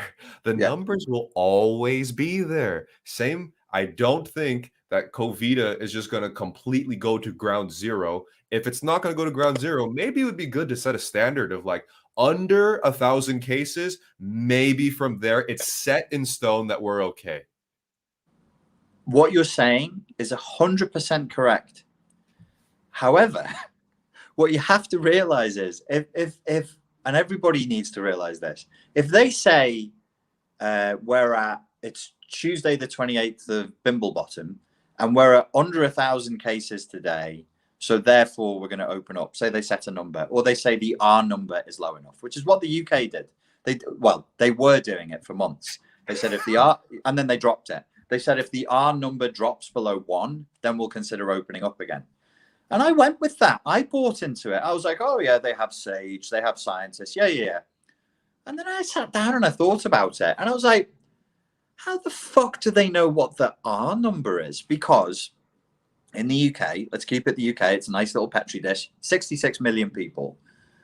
How do you know what the replication number is? Unless you test all 66 million people once a week, every week. You fucking don't. You're not even close to that. And if you look it up, they guess. They use models. This is pure simulacra and simulation by Baudrillard. That's what hyperreality is. It's a reality based on models. We now live not in reality, but in the models-based hyperreality. That's exactly where we live now. We are in the fucking matrix, literally, not in some like I smoked a bit of weed hippie-ish way. We are literally in the matrix because these are how our decisions are being made. We've no way of tracking the case numbers. How many people are walking around with it now and they never get tested or they never go to a hospital? By the way, if I could just remind everybody, pan means all. Demic is from the word demos, as in democracy. It means people. If it is a pan, pause, demos, that means every cunt has it. Every cunt has it. That's pan demos. So have we all had it for 18 months? What virus works like that? What virus works? So are we all just perpetually sick for the whole 8? How do you have an 18 months long pan demos? Somebody, an epidemiologist, a virologist, please tell me in the comments. I'd love to hear how that is possible in a population. It doesn't seem possible to me, unless the gain of function virus is some super fucking virus that just bounces back and forth with different mutations amongst the population. When's that ever happened in the history of a virus? Ever. Never is the answer. It never has, especially not in a zoonotic virus. Swag. Yo, okay. So that was a lot there. Sorry. If I unloaded on everybody again. Let's go with this then. Okay, say if Einstein got reincarnated with Tesla's genes or whatever, right? And he developed like an excellent, they're not fucking biologists, I don't give a fuck, whatever. So if they develop like a foolproof way to like count the cases or whatever, some superhuman develops this way to do it, or machine maybe. Yeah. Why I bring up is that why it's important to set a standard of 1,000 cases or lower, we stop. Yeah. Is because even if there was a foolproof way to measure these things, will it ever go to zero? No. Will car accidents go to zero? Will flu and cold go to zero? Will the number of babies born go to zero? What goes to zero? Mm. Nothing. Mm. Almost nothing. Mm. Okay, let's set an amount. 1,000, right? But they're not going to do that. No. It's like an eternal number that's just going to continuously fluctuate for as long as they fucking want. Otherwise, So it's like you back in my prison camp, and I'm psychologically torturing you, and you're like, how long is this wall? And it's like you're going around this circular wall, and I'm having somebody paint over your paintwork as you go, and you're just like, when will this be over? I don't need to tell you when it'll be over. Just follow the science. Just do as you're told. At what level? What R number? What caseload? When's this over? Well, whenever we decide that it's for your safety that you do as you're told. So you have two. Okay, so you have two outcomes. You don't have a set standard, which means it's going to go on for as long as they want. Or you wait till zero, which means you think it's going to be zero in 2 months. Very funny. Very fucking funny. You think it's going to go to zero in 1 year? We said last year it's going to end up being a month only. So you have two outcomes if you want to look at the data, the science, whatever the fuck you want to say. Realistically, you look at two really tangible outcomes. One, set standard.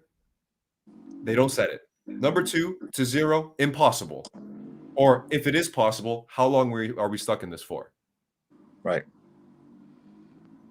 Yay. Right. Yeah. There's it becomes a kind of a catch-22. There's people in the comments talking about herd immunity and how long it takes to get herd immunity, and they're talking about the strength of variance. All I would say is look up some research papers. You can go on Google Scholar and do it. You don't even used to use Google Scholar. Virus mutation and strength. The word virus mutation and strength. You can add zoonotic if you want to know what an animal to human virus usually does. There isn't much history showing that when viruses mutate, they get stronger. They either would get less contagious and maybe more virulent, or less virulent and more contagious. They always compromise. That's life. That's the way it goes. I think it's like psychology in that you say certain buzzwords and people's brains just switch off. They just fucking switch off. They're just like, I don't know what that is. I don't really know what that is. It says their variants are getting stronger. How? Well, show me the evidence. Just show me the research that says that the variants are getting stronger. There's no evidence that the variants are getting stronger. Variants don't get... What's stronger? Stronger is not... That's not a term that has particular meaning. What do we mean by stronger? More deadly? More contagious? Let's get specific. This is science, so let's use scientific language.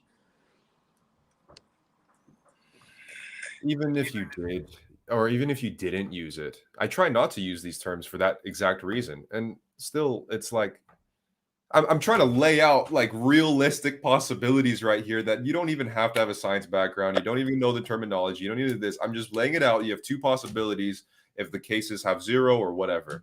And like, even if you lay that out there, people will still like not get the concept. And it's not like I have a bias towards this at all. It's like, these are realistically the only two outcomes.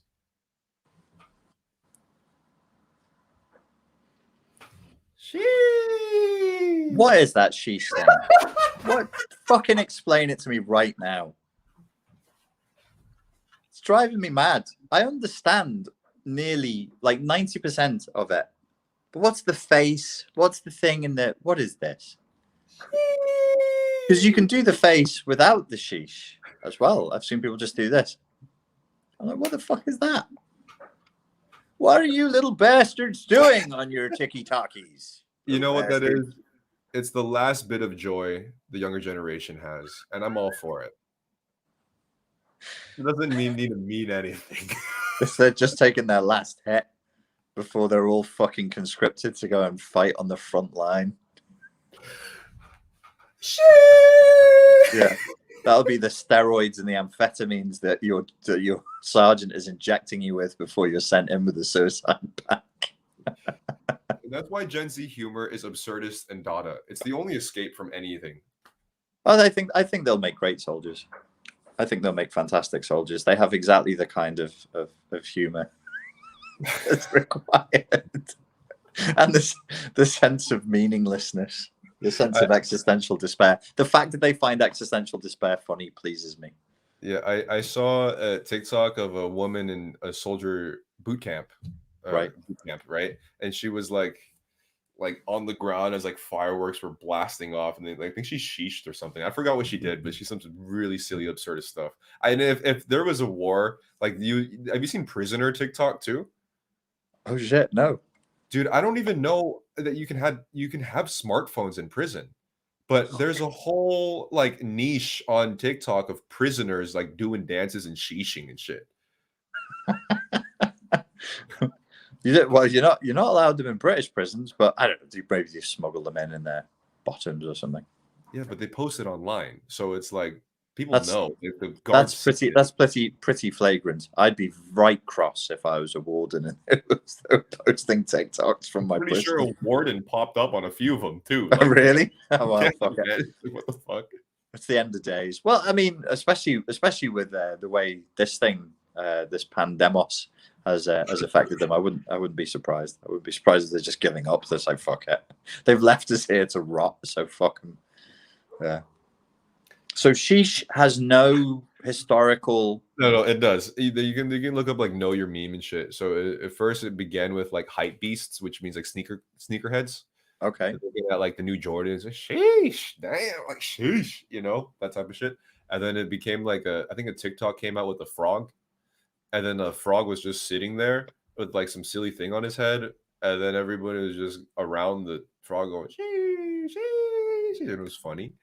And then it became a fucking thing. That's fucking insane. It's fucking insane.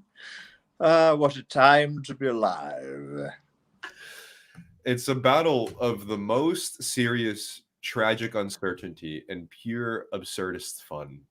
Yeah. It's I think everything is spread rather thin. So I like I said before, there is the chance of some sort of like a collapse that would just like economically it would be worse, but spiritually it would be better. We'd have less propaganda going in. We'd have less ideology being pumped into our brains, and we'd be happier. We could return to each other, which is all we really want to do anyway. Yes, I hope so, man. God damn, how long is this gonna last, dude? Jesus. I don't feel like it can last. Like, I don't know what it is. There are theories, aren't there, with systems of complexity, that the more complex the system becomes, the closer it gets to its own collapse, which kind of makes sense. Sheesh, indeed. Should we take some questions from these good people? Yes, I have to pee. Okay, angry Kermit. Please give me one question. Make it a sentence long and end in a question mark. That would be pleasant for me.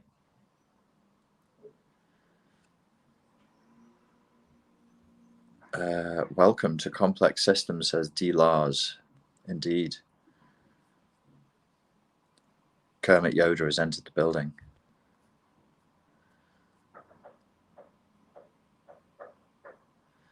Damn Gen Zs.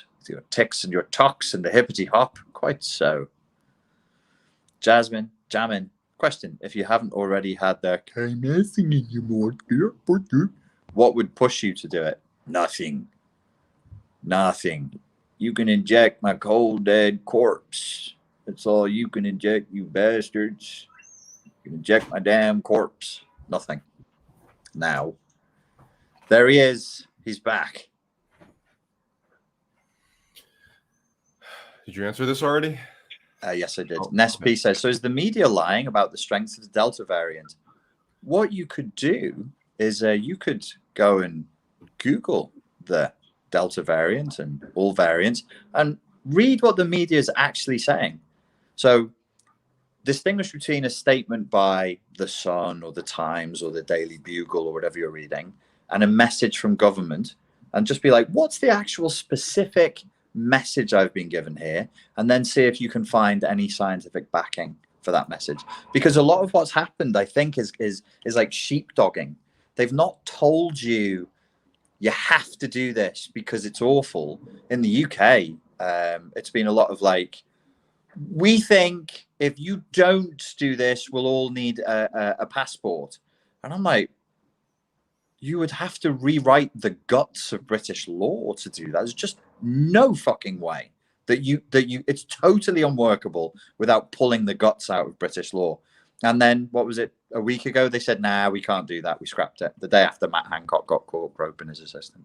So on top of that, do what Richard says for sure, but most of my concern as well is the outcome and the policies that will follow. So you have a few options. Say if it is really powerful and whatever it is, you're looking at it and everything, what are you going to do? Get booster shots for each variant? How many variants are we going to have each year? Is it going to be as regular as like going to the gym with your meal? You have a free vaccine up your ass. So are you just like always are in the cycle of getting a new vaccine for each variant and then still have lockdowns? Yeah. Because they said that they're still going to lock things down even if people have the vaccine. So regardless, you still have to face the consequences of how everyday life is still going to be affected. 100%. You know, we always get 666 viewers. Oh, can you see the viewers? You can see the viewer count? Somebody typed it. Oh, yeah. How can they see it and you can't? Because I would have to open a window with the YouTube. Oh, page. they see it in YouTube. I was like, oh. Yeah. Okay, I thought, yeah, okay. They can see it because it says on YouTube. Yeah, we've had 6 viewers for a little while now. Okay, let me get another question for you. UG Rose is here. Hi, UG. So is 21 Studios. Hello, 21. Does the media lie? Does the media? Well, let's say this. Has everything been consistent since last February? Yeah. super. I mean, like, how many contradictions do you think you could find in this last year with the media? How many what, sorry? How many contradictions do you think you could find within the media in the last year? Good Lord. I remember getting furious when I was still recovering from my knee surgery. I think by July, I remember where I was. I was in the apartment and I was on my bike trying to get my quad going. And I was watching BBC News and then Russia Today and then the French news and then Al Jazeera. And I got really angry. And I was like, why are you even doing this to yourself? You can switch it off. Because I was like, oh, I should be informed.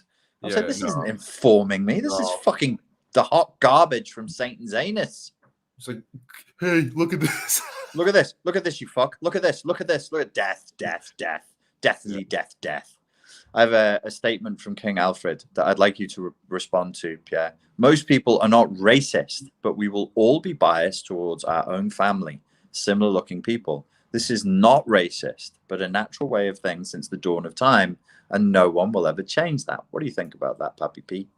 Before anyone twists my words, I would actually agree with the statement. I think it's natural for a lot of humans, especially sleeping ones, to prefer people that they're used to. It goes with any culture around the world. Any culture. That's why I'm here in Prague. I'm not surprised if people think I'm fucking weird or a threat, because it's a homogenous society and I don't look like them. I don't act like them. I understand that. However, I think there should be made conscious effort to be around a bit of quote unquote diversity. I don't like how that's a buzzword now, but it has to be a conscious effort to open your experiences to fuck. Do you have an ethnically diverse friend list, Pierre? Yes. So if somebody says to you, oh, you don't like white people, you can be like, I have tons of white friends and stuff. Dude, it's great. Like, I have the UN as my friends list. It's awesome. Like, I can get away with anything because, like, hey, give her a party, y'all. Keep it. I always said you've got the UN. I've got the United Colors of Benetton. Jasmina says the gyms in Canada can't get insurance for mixing vaccinated people with not vaccinated, since insurance companies are saying vaccine isn't researched enough. Well, that's blood. There must be conspiracy theorists, those insurance companies. Jesus. Russell Brand as a show, a live show coming up this month. Somebody asked if we would be seeing it. I won't be going to the UK. Otherwise, I would do. I presume you won't be UKing. I'm just going to go to an island. But hell, if we could get on a chat with Russell Brand, like, hey, everybody here, Tentacle Croissant, go to Russell Brand.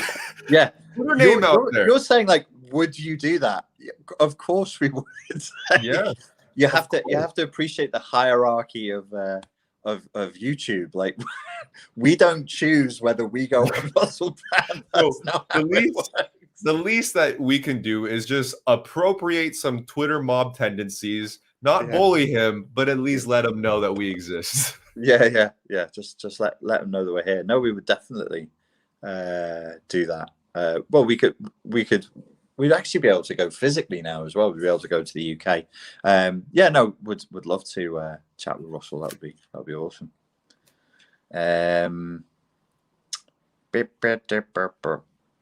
How do you select questions if I think that they're well written and interesting? Yeah, and if they're actual questions, because most of the time it's statements. But it's a controversial one. After watching You Two Fine Gents for the past year, I'm pretty clear on the personality traits of women that irritate you to no end. But what traits do you enjoy? Bold of you to assume I enjoy any of them. Bold of you to assume there's any redeeming features about any humans ever that I would enjoy. I like the fact that they woman, and I like women. The internet says I'm bisexual though, so I guess I like men too. Yeah. Okay, I was gonna go off on it, but it's okay. Don't. Let me just change the topic before you say something you wish you hadn't. Well, you had Ben Shapiro on, who is a whiny little bitch. I love Ben Shapiro. Damn. He's funny. He's a good man. He's a religious man. He's a family man. He's got a big brain and a big heart, and you should listen to him. Why not increase the IQ of his guests? Ben Shapiro is smarter than both of us.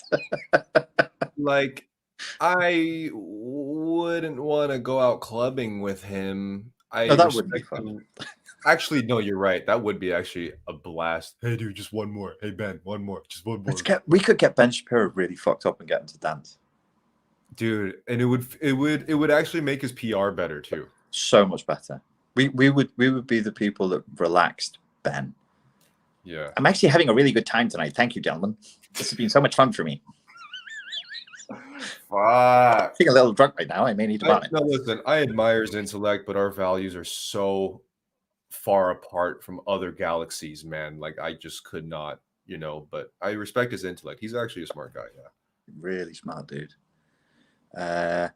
When all this is over, would we organize to get together somewhere warm? They will not let extremists and domestic terrorists like us meet.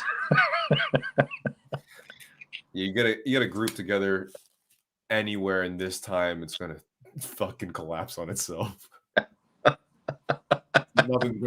No group being formed in this time is gonna survive for the long term. No, man. just enjoy what this is, and do not try to change it. So here's an interesting question. What do you do, Pierre, to avoid arguments about the vaccine and to maintain an open decision? I went with I'm seeing what happens with it. That's my polite, real life go-to if people ask me, like, I'm gonna see what happens. Nowadays it's like, unfortunately we have variants, and then also we're going on lockdown again, so I'll see. That type of thing works. Keep it vague. Lola Daytona asks, why does my pee-pee come out yellow? You need more water. You need more water, mate. It should be clear and scentless.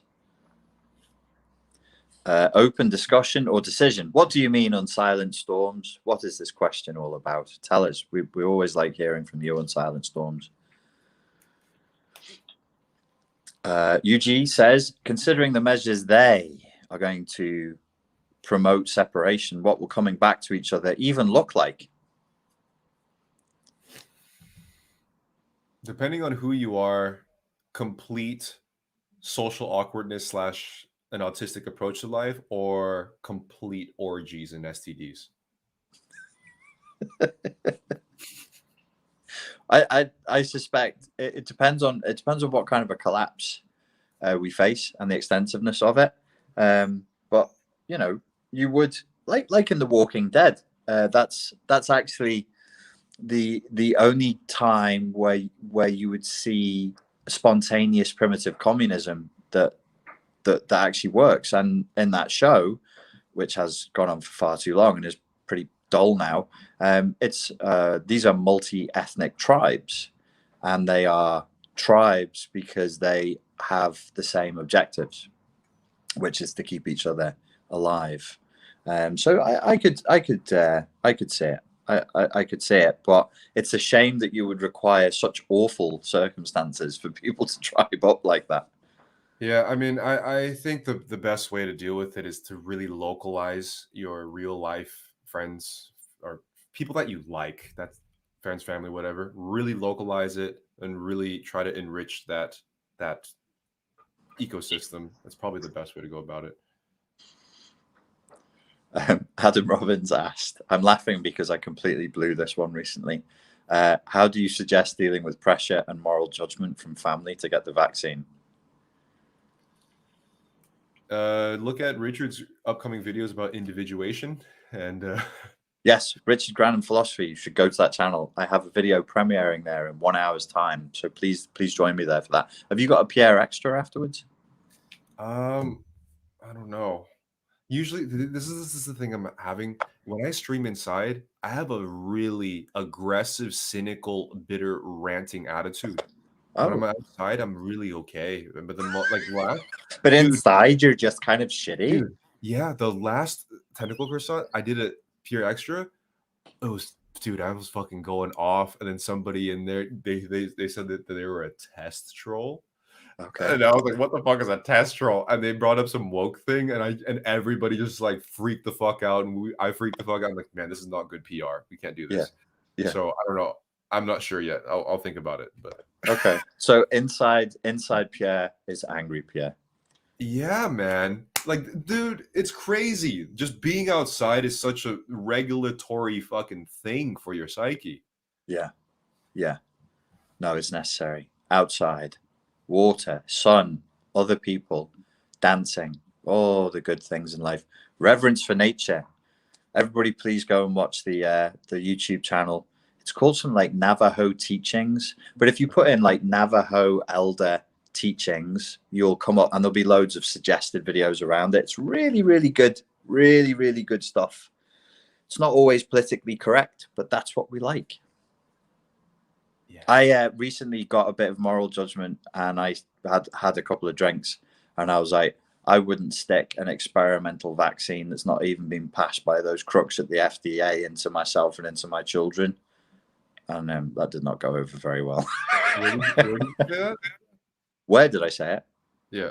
Or I said it in the country of Wales, where I was having a family reunion. Oh, you said it at the dinner. Oh, yes, I said it into their faces and ears, and all of them had already been vaccinated. And I was like, I don't really drink that much, and I'd had 2 ciders, and I just was being very strident, and I would never normally be that strident. I'd just be like, oh, I don't know, maybe later. Don't know why I said it. It's not nice. Like, that's not clever. I'm not saying it. It's not a boast. It's not kind to talk like that. But what's a family reunion without one of those events happening? Come on, man. That's what family reunions are for. Something just slips, dude, and then everyone's like, ah! You know? And then everybody's like, this is why we don't like that fucking guy. This fucking guy. What the fuck, this kid? This fucking kid. Yeah. Okay. Well, I don't see any more questions. Do you have more things to release onto these good people? You nasty. Look at you, you nasty man. Should I stream on my second channel after this? I don't know. You guys make that Stream up. all over them. It's what they deserve. There's another one. There's a good question from Stacy DeYoung. Go ahead. Go ahead. I was trying to get Potent the other night to teach me how to do a proper New Jersey go ahead, and I can't do it. Go ahead. Good. Go ahead. I keep saying ahead. It's not like that. Can you see it? I can't see it. It's a question. Are you finding it more and more uncomfortable and difficult to hang with friends with whom you are not able to discuss reality as you see it because they just don't and won't see it? All the friends that I have who I'm still in regular contact with are fully questioning the narrative. So the people I speak to most of my contact is through WhatsApp and Telegram. And so I speak to Pierre, and there's a couple of my mates who are ex-soldiers. They're my age, and they've been soldiering since they were 18. They don't believe any of this shit. They don't believe any of it. Got my mate Reg from Hong Kong. We discuss it sometimes, but I mean, most of my mates who I talk to, they're not down for this. I don't know. I don't have any mates who are down for it, who are into it. Since my friend list is the entire United Nations of diverse people and diverse thinkers, I have a lot of people that I know that we don't agree necessarily on everything politically, socially, and with this the approach to how these things are. Even one of my really good friends has a certain view on the vaccine and stuff. But I think it's a really good exercise, actually, to be able to connect with someone you genuinely enjoy your time with without bringing up these things. It doesn't mean that you're being fake. It doesn't mean that you're ignoring things. I think if you genuinely enjoy a person's presence, it's a good exercise for, I think, the people involved to be able to continue that positive connection without bringing up opinions on opinions. Yeah, for sure. For sure. Actually, I have some older friends, like people who are in their 60s and 70s, and they're all vaccinated. And we just don't really talk about it. Yeah, I mean, it's hard to imagine now, but there are thousands and hundreds of other things to talk about and to do with people that you like, but we've just forgotten because this is all we focus on now. There's so many things that you can enjoy from another person without having a political opinion or a shaming tactic involved. Yeah, for sure. I just wish people would return to the earth, man. Reverence for life, you know? Yeah, and I think that's the current, not challenge, but the thing that I'm really trying to focus on now. Where are the increasing, life fulfilling, life affirming. Where are and what are the life affirming activities that you can still manage to tap into in the world of today? That's the question I have. Yeah, man. That's a good question. The sun is setting here. The clouds are looking very pretty. And there's two little birds who are flying around each other right outside my window. I don't know whether they're fighting or they're getting ready to have sex. It's hard to tell sometimes. It's like humanity. It's all that tension. They're like, ooh, look at you, nice little bird face. Ooh. But maybe it's sexual. It's impossible to tell. And usually the more fight, the better the flip. Unfortunately. Yes. Now, ending Richard and Pierre's children's hour, the more fight, the better the flip. Damn. That was a lot of tension. Find your life affirming activities, my friends, and don't catch an STD. Oh, yeah, don't do that. And please do join me on the Philosophy channel in 1 hour's time, where I'll be premiering the new video edited by this gentleman right here. And I'm sure you'll enjoy it. I'll stream. I'll give you all a quickie. I'll give myself a quickie. You're going to do a stream right now? Go on. Yes, on my second channel in about 10 minutes. Gonna just rub one over. Dude, that's usually, what are you doing? That's me. I know. That's why now you get to see how it feels on the other end.